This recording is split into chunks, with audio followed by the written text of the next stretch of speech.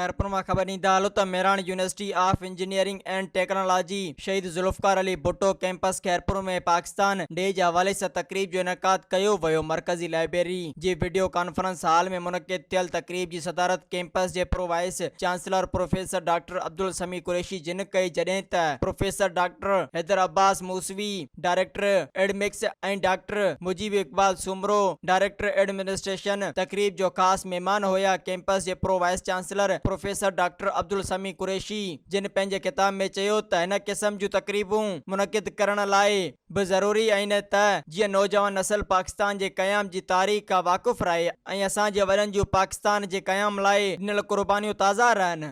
अस्सलाम वालेकुम, this is Farzana बाहर। सूमरा वॉलपेपर दुकान कासमाबाद में खुली वियो आहे। ओहो ज़बरदस्त।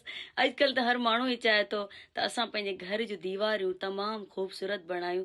इन्ही करे ही कासमाबाद में सूमरा वॉलपेपर दुकान खुली वियो आहे।